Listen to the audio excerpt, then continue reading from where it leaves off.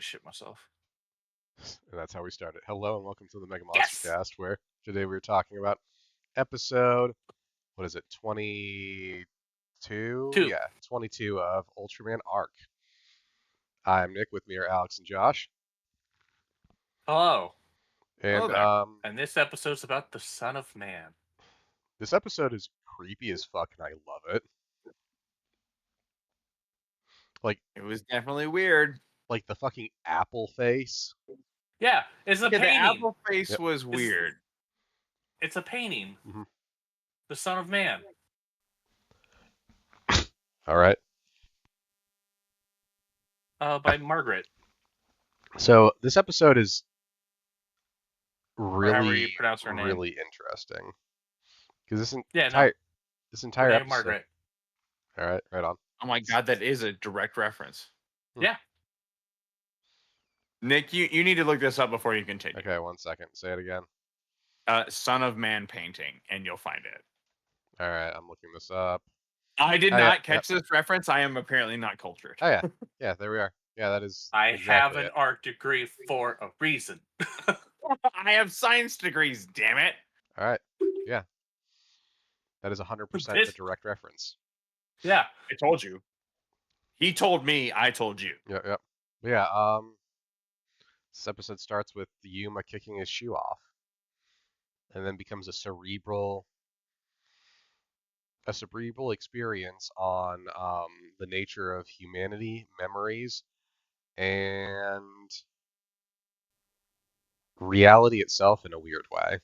Yeah, like that is the actual inspiration for the painting as well. That does not shock me, given what you've just said. Yeah, the whole color scheme of it, the fact that It's not quite grayscale, but it's really close. Yeah, it's like the fact that he's erasing anxiety and fears of things. The whole painting is supposed to be like the fact that the apple is obscuring the fear of what its true identity is. Thank you, Wikipedia. Yeah. I had to look it back up just to make sure I was remembering everything right. Oh, I get it. No, dude, keep going. I'm like, yeah. No, I just like start taking notes. I feel like I'm in the auditorium again. You know, give me another undergrad degree. Let's go. This episode is. If you do yellow and blue, you make green. Accurate. Yeah. So this episode Blue's not a primary is color. Come on, you're going a little too Science. fast. This episode is The Man in the White Mask.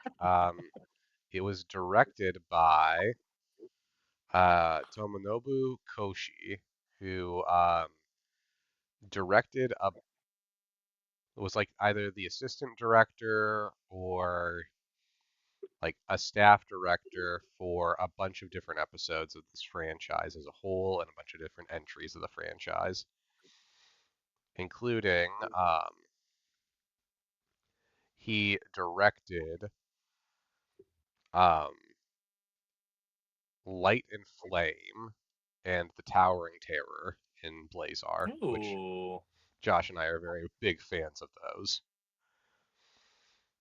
But yeah, and it was written by Masaya Hondo, who does not have an entry on the Ultra Wiki, so he must be fairly new to the franchise in terms of a writer. This was a risky gambit going out as your first writing bit. Dude, this paid off so big, though. This is fucking intense. I thought it was great, but like this one was, how do you make it where Ultraman doesn't appear in an Ultraman show and it works? Oh yeah. Yeah, we get him in like the last few seconds. Like, and he's not really important to the plot in any way. No. He's basically just a MacGuffin. I'd make the argument his absence is important in the plot. Yeah. Like, yeah. I mean, like, that's kind of the villain's point, right? Yep. Is he truly a villain, though? That's another From our perspective, yes. But was it not his plan all along? Like, okay, so let's say this. This is definitely a villain that is going to show up in at least 2 more entries in the next 10 years. Like, this is too interesting of a character to not get used at least a couple more times. I I look, I see I your just have a face. criticism with the decade-long prediction you have there, Nostradamus. You know what? I'm setting it boldly considering we got fucking King of Mons 20 plus years after his first introduction for his second introduction. I'm setting Watch this myself be. up for success on this. You know, Watch you it be might not. 11 years that it finally shows up. Be like, damn it. It's No. possible. No, it shows up once in 10 years, but not twice. Yep. I mean, again, No, there's I- This potential time it's there. a red apple. Yep. Really fucks with perspective. But no, this entire episode is like based off of the idea that things are gradually being erased from reality or shifted around to fit into a more normal reality. Like their reality before the whole like final climax is kind of almost a commentary on ours. Like instead of working I at don't the know if it really pays a lot of attention to our reality more so than it pays attention to the fact that their reality is no longer weird. yeah, but I make the argument that it's just a nod towards ours. They're like, oh hey, they don't need to be in this kaiju uh, investigation program. Now they all work at a coffee shop, and Shu's the one who sells them the beans. It seemed He believable. poops them out Yep. himself. Yep. He can't get the cat beans, so he just eats the beans himself. But yeah, so we get like a bunch of weird little things, like they're all Sure. awful. I'm glad we don't record these in the morning. Yep. But yeah, so we get some like interesting moments at the start with like um you can tell right away that something's off because everything's slightly more grayscaled. Yeah, Not even but slightly, I'd say significantly more. we've been seeing this for like 5 minutes at this point. Hmm. But it's interesting, like again, especially when we get into like the skip offices, because we still get like a little splash of color here and there, but nothing substantial. And it almost kind of reminds me of Yuma's flashback memories, you know? Mm-hmm. I was wondering if we were in a flashback actually, Hmm. though it seemed more and more implausible as the plot went on. But like, I think that pays a lot to the idea that everything was kind of meant to make you unsettled. I think even the soundtrack is a little bit unsettling Oh yeah, here. Like yeah. even in its absence. Hmm. Yeah, because this is honestly a very quiet episode compared to the rest of the episodes. And we get like But little it's nods. I like for me just personally I like it when there's more than one person involved in the incident. Hmm. Like when one person's in the Twilight Zone and they're like they have no one to bounce off of or talk to about how crazy this shit is. Yep. It drives me a little nuts. Because I think it would drive me personally nuts. Hmm. I like it that the three of them uh got stuck together and they kind of are able because like we have a half-hour runtime. Yeah. We need to move some of the plot along in the discovery of what's going on. Yeah. Although I also So I love that, appreciated that they didn't like or that they respected our time, I guess. and it also works well because then they gradually get picked off. Like at the start, all of Skip is kind of functioning together, and we get like these little nods to what will happen, where like Bond talks about how when he retires, he wants to open a coffee shop. Well, when he gets picked off, he's just now the owner of a coffee shop, and from his perspective, he was never a part of Skip, and Skip doesn't exist. And Yuppie, when he's picked Sexually off, harasses Ren yes, at work. yes, Let me rub your shoulders, Ren. and then he Yeah, becomes a dog. Then he was dies. that not super weird?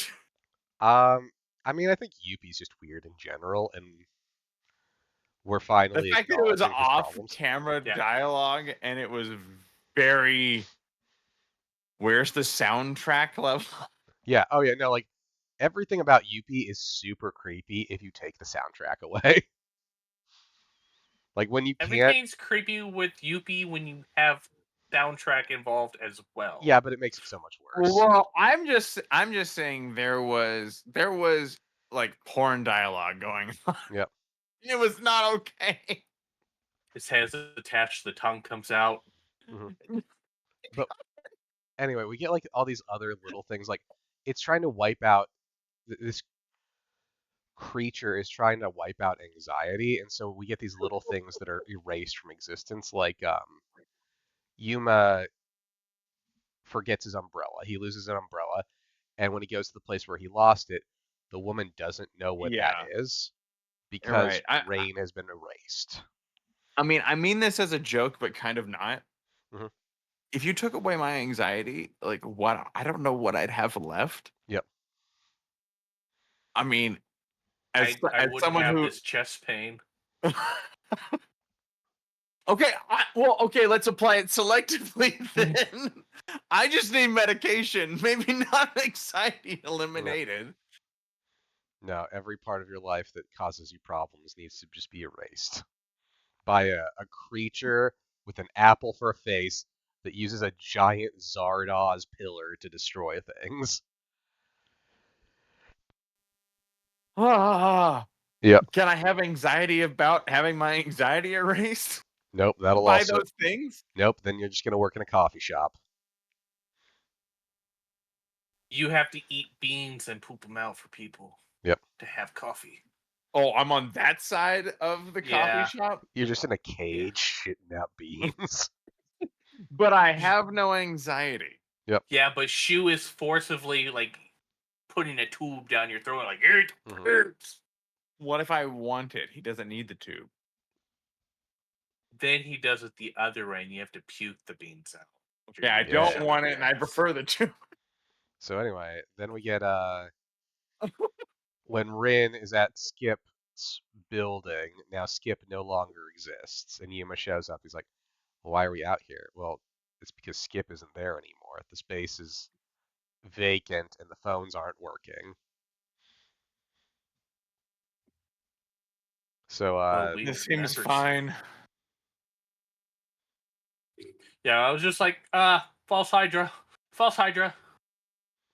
so then they From Marvel? No. yes. D&D. So then they Oh. they show up at the coffee shop and Makes you forget. true. They show up. Oh, I at the don't coffee like it late. at all. Yeah, you should look it up.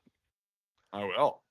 So they show up at the coffee shop, and Bon is the owner. He's talking about his cheesecake, which he had been hyping up earlier in the episode. Okay, first of all, if anybody's gonna hype up a cheesecake, it's gonna be me. Also, we get several hints here to the villain with the mask Yep. and the green apple Yep. in plain view. Yep, the green apple sitting off on the stack of plates off to the side, which is really the only thing that looks weird in this scene. We keep saying green, but it's a Granny Smith.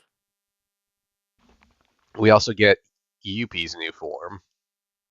It's a much better form. It is the best version of Yuppie we've had so far.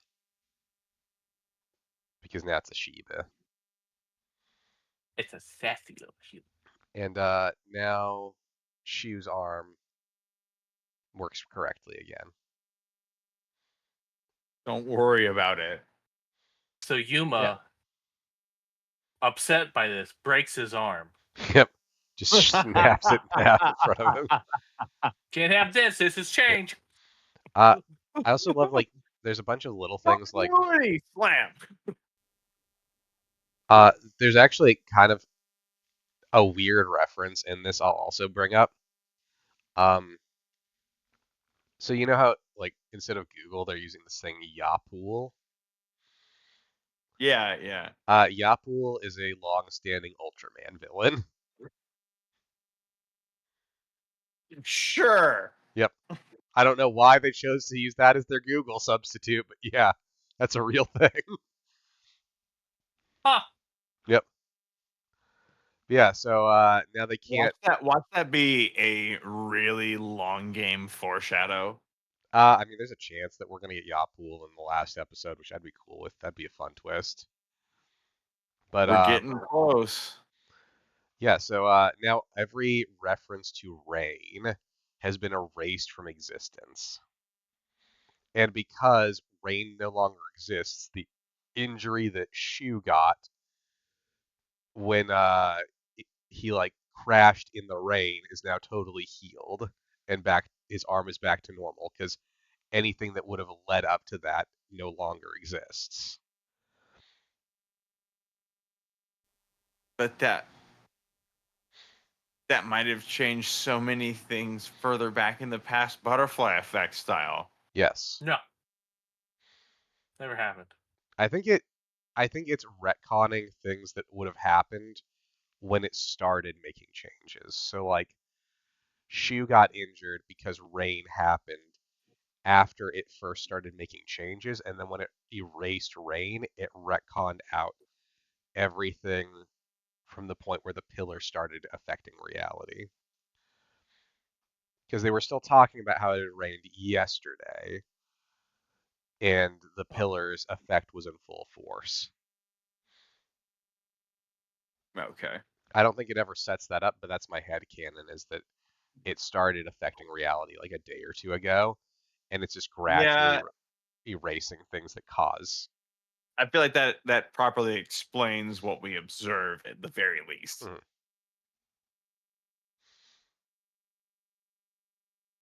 But yes. And then Shu gets a call, and he seems real confused about it.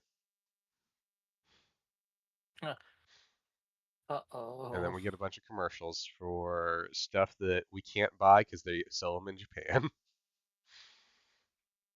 What version do y'all watch? The Japanese subtitled version, the Oh, multi-language subtitled one, has all the commercials built into the episode.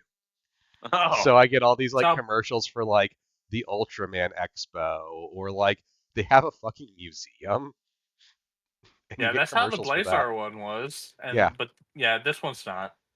are we going to the Ultraman Museum? dude, I want to go As there a, sometime. I think that'd be dope as fuck. I think that'll be super You fun. you all listening and watching, you know what you have to do. But they would not be super happy about me taking part in. I'd like be able to like I get think they by might most even be things. ultra happy. I'd get through most things, but I can't go to the bathhouses in Japan because they get real upset if you have tattoos when you go into them, and I have to go to the Yakuza ones. I That's a, always knew my choice of no tattoos was great. yeah, that's like a Yeah. real thing. I would That's only be allowed what? in Are you those ones. serious? Yeah, Yeah, no, that's a real thing.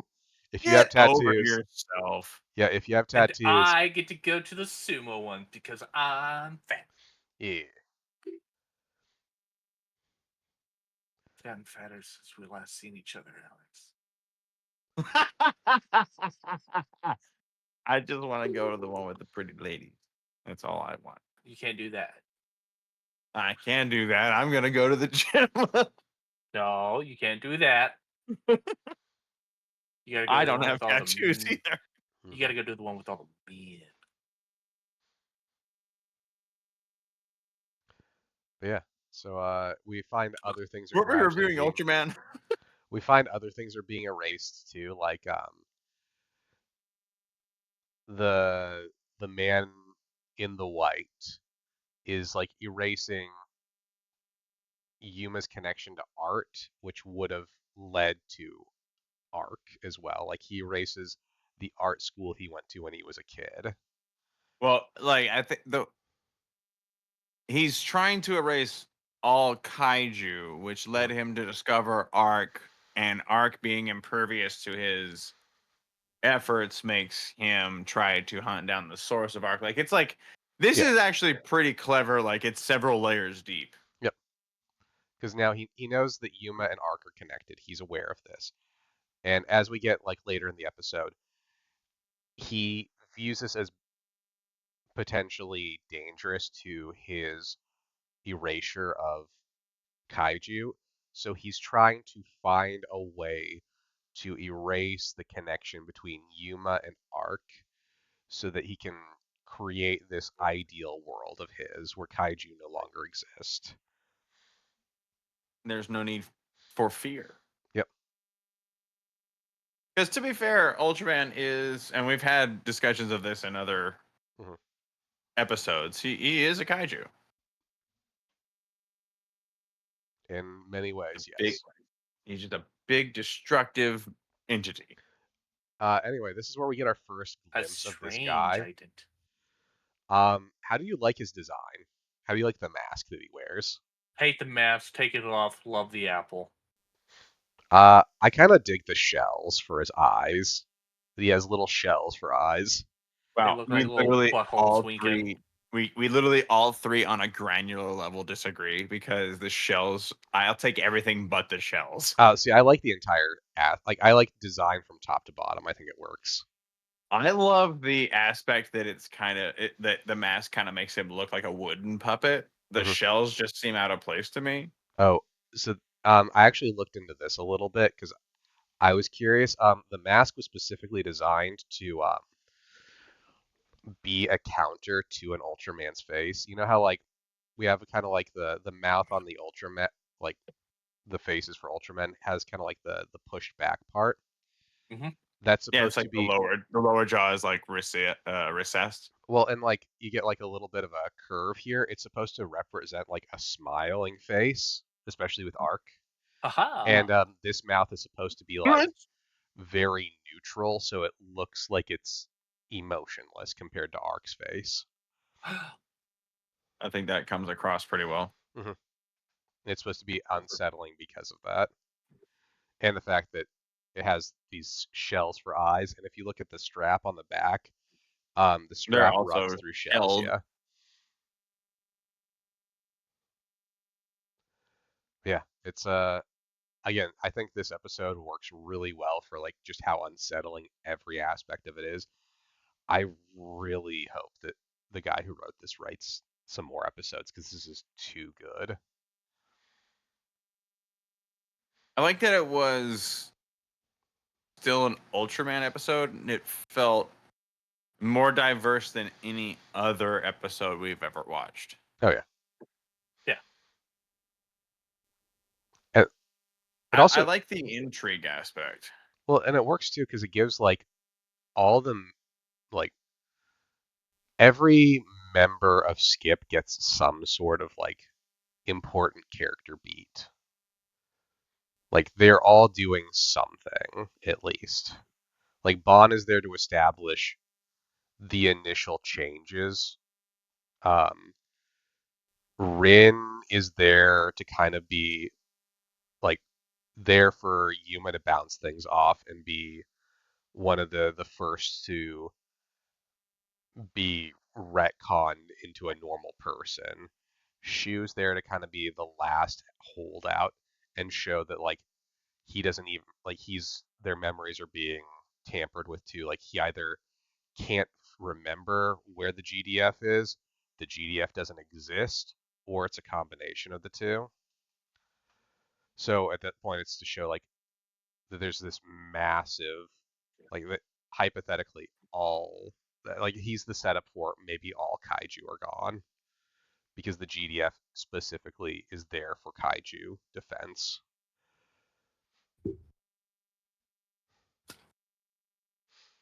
And then obviously Yuma's our protagonist.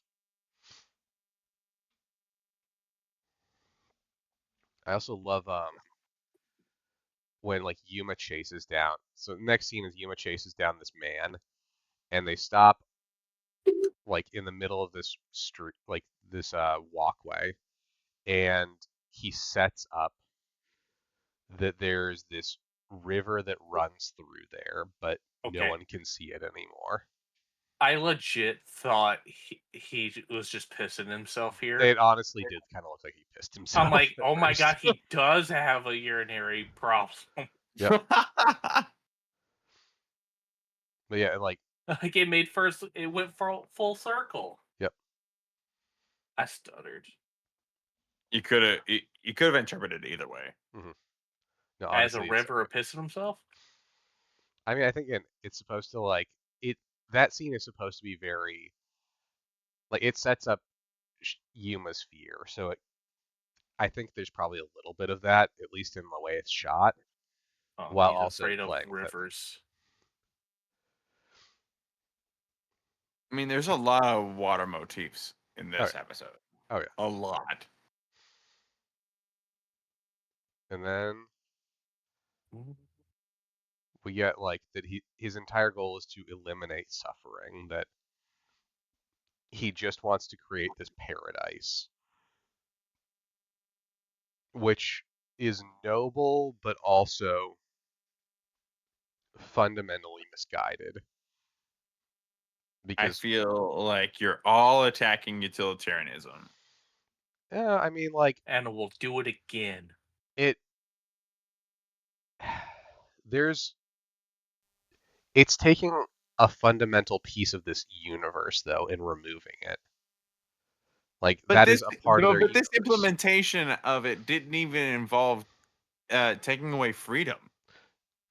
I mean, didn't it though? Like, It really, no. I mean, that gets into the idea of do you have free will and like is choice an illusion? Like, well, but no one here was compelled to do anything. It was more like They their were compelled to work natural. at a coffee shop. Well, like life still sucks in this world. Like Mhm. I don't. I mean, you're clearly still under the capitalist thumb. Like I don't think you eliminated all suffering. Otherwise, things clearly would have changed structurally. We wouldn't like this. This is kind of a surface level idea. If you want to get real deep into the weeds of like removing the idea of suffering, because yeah, they all end up working in a coffee shop. So like, did you remove suffering? No, you didn't. These people should be free to engage in self-actualization instead of self-preservation. Mhm. Like, if you really wanted to climb Maslow's hierarchy of needs, then no, this was a very surface level interpretation of that idea. True. So my argument for why this is ultimately fundamentally flawed is, again, it's erasing entire, like, basically entire species that are in this universe naturally occurring on Earth. Like kaiju, some kaiju don't occur on Earth naturally, but we've been shown from episode 1, there are naturally occurring kaiju on Earth. They are a part of this Earth's ecosystem, and he has Yeah, and you don't even have to fundamentally go wiped in. them out. Yeah, and you don't like you're right. I agree with you there too. But I also would say that if you wanted to take the ad absurdum route in relieving suffering, then literally having carnivores exist Mhm. wouldn't work. Yep. Like all kaiju clearly would be out of like collateral damage created by kaiju like would eliminate them immediately. Like just having species that needed other animals to kill and eat.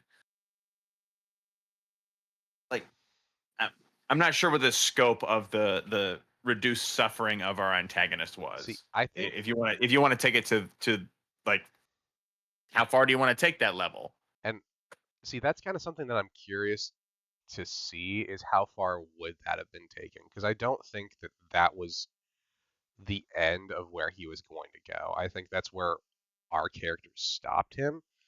I Like where they came into conflict with him Yeah, because and like stopped he him. Yeah. also eliminated rain because rain causes anxiety. I think he would have kept nitpicking at this paradise of his until it was like he would have kept picking away at it and taking things away to try to make it more and more close to his ideal of perfection.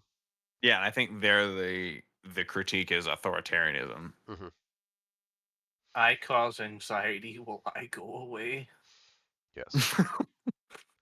You just get dusted by Thanos in the snap.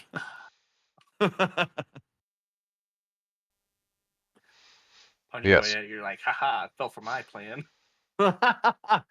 So then they are moved to Too on bad I've top of the caused a building. lot of suffering, so no, I'm gone too. Yep. So then they are moved to the top of the pillar, where they have a heart to heart about the fact that he doesn't get that Ark is causing problems for his bullshit, and that You don't get it. yeah, Yuma has too strong of a connection to Ark, and he needs to get rid of him. And the best way to do that, throw him off the pillar. Yep. I'm just gonna fucking kill you. Either Ark's gonna disappear or you're dead. Either Like way, I win. it's like one of those Fortnite floating islands, but you don't have a way down. Yep. I mean, he did. His way was getting pushed. not a sanctioned way down, I guess. Mhm. But again, like in this scene, we get like that he's racing one anxiety at a time, which is why Rain is gone. Like I do think he would have just kept running with it forever. Oh, I mean, like that. I think that's clear in the narrative too. Like the fact that you're going for something as banal as rain, Mhm. that also very much I would attest to provides a lot of people calm and clarity and Mhm. peacefulness. Like, yeah, this person's clearly not taking all beings into account Yep. and is overreacting to situations. So, like, yeah, this is a very dangerous situation where someone has too much power Mhm. over reality. Yep. Like, And I can like it and is interesting because he does have. I would like it is interesting to have this villain who genuinely does seem to want to do good and wants to do like you something. said earlier, misguided Oh though. yeah, yeah, very misguided. Also, I'm looking at the scene where it's the fucking apple face again. It's so fucking creepy. I Eh, love it. The effect kind of works though. Like the Yeah, CG is not bad. yeah. And then Yuma falls off, and that I CG wish not I as had. good. I wish I had thought about or had been more aware of that painting that Josh so clearly is more cultured than us Hmm. and was aware of beforehand, because that would have hit harder. Oh Yeah, yeah. no, I saw that. I was like, I know that. Ugh. Immediately started typing. I was like, I was right. I also I love need to the. verify. I love the like doves that are a clear sky flying into. Well, not a clear sky, but more of a blue sky flying into Yeah, the gray sky. Like there's something there Yeah. too that I don't quite get. Yeah, I couldn't quite tell what effect that was. I felt that was a little bit more unsettling to Hmm. my eyes. Yep. well, I mean, depends on if you're going with like the significance of what the meaning of a pigeon is in like history and art and all that. Tell me, Arts All right, Major. Go ahead. go for it, Well, I Josh. mean, because a No, pigeon no, can wait, Nick. pigeons can significant like home and family, friends flying away. So he's lost everything now. Fair. Okay, all right. I mean, It's literally art flying away. he has lost Ark, the last connection he had to his normal reality. I want to take this to like an English literature class. Like, all right, this this month or this semester, we're watching Arc. I mean, honestly, they'd probably Just get a this heyday out of this one episode. This episode. is one episode. Yep, they'd get a heyday out of this episode. This is an amazing episode. But This one like, had a lot. Like to analyze this episode, I think it would be necessary in a classroom setting to analyze other episodes of mhm. Arc so that you could see the contrast. Because this one, I think, also shines a lot by contrast. Oh yeah. So another great little bit is when Bond goes outside to check on Yuma doing like this sign, and apparently it's been taking him forever to draw out the sign because he They no draw longer has attention that. to this sign later too. Well, he no longer has that connection to art. Like his connection to Oh, art's been nice. removed, so it's taking him Very good. way longer. Yep. Yeah, so Yep. now he's taking a one-person job and making it into a two-person job. And then we have the man drinking coffee at the coffee shop. A lot of good coffee shop episodes. It was a two-person job earlier.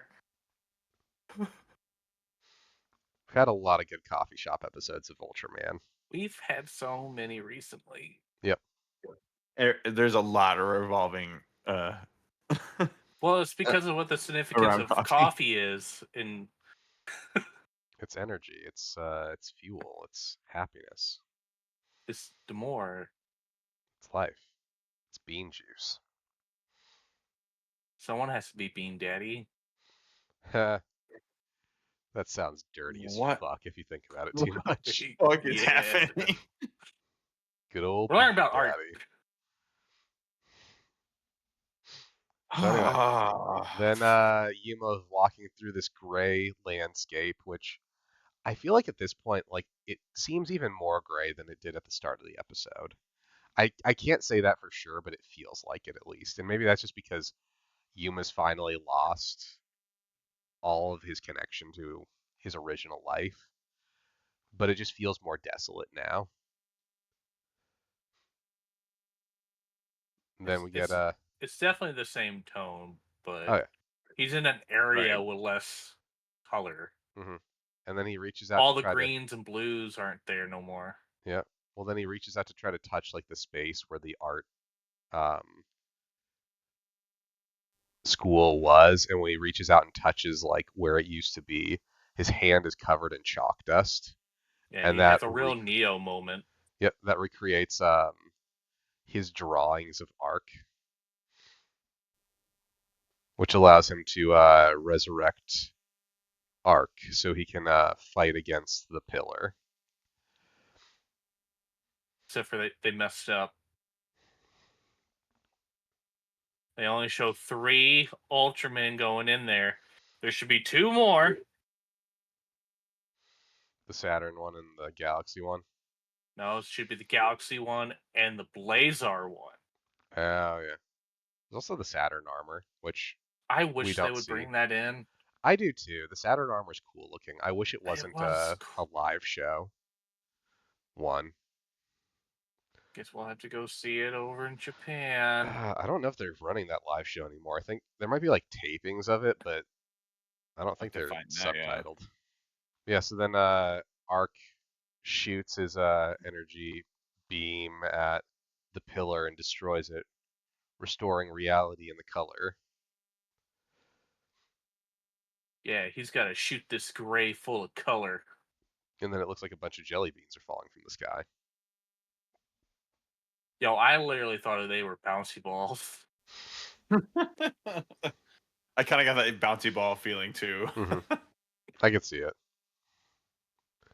Yeah, and then as things start to fall in the universe, otherwise it was going to be Janemba. Yep. Everything starts to return back to normal. Like the sign for the coffee shop erases itself because that version of the reality no longer exists, and the skip sign is returned to normal. And then Yuma gets his fucking weird umbrella. I hate it. That handle, it doesn't Weird, belong right? on an umbrella. It belongs on something else. Belongs on like a cane or something. It's cool, but it's not an umbrella. It belongs in a video game. Let's be real. When Shu It comes kinda back, does. he's like, "Up, Rain's back. Gotta break your arm." Yep. Again, he's I a would- fucking monster. Yeah, I would love it if Shu's arm just breaks itself again because He's of just the walking. rain. Yep. Yeah. So then the episode ends now that reality has been restored to normal, and we get the next time on, which the next time on confirms something I said last week. Oh God. Because first we had Monogelos. Oh Then yeah, we had Quad. Digelos. Next week we're getting Quad-gelos. Trigelos. No, it's Quad-gelos. Oh no. I mean, when you set up something that has 1 horn and then 2 horns, you got to have something that has 3. Yeah, Season you have finale, 2 4 groupers and a horns. sitter. Do you have to? Bringing it back from last week as well. Yep. Or was it 2 weeks ago? That's a call backwards. Yeah. This was a fun episode. I know last week's was not as good. This is like a real step up from last week. Yeah. Makes Like you really think. This is easily one of the most interesting episodes I've seen in a hot minute. Like, this is probably the biggest thinker I've seen in a while for this franchise. Like, the last time I had a real thinker like this, I think there's an episode of Zet we'll get to eventually that was really good too. But, like, this is a deep thinking episode. Yeah, it was. I like the intrigue, at the very least. Yep. Like, give me more of that. Give me more.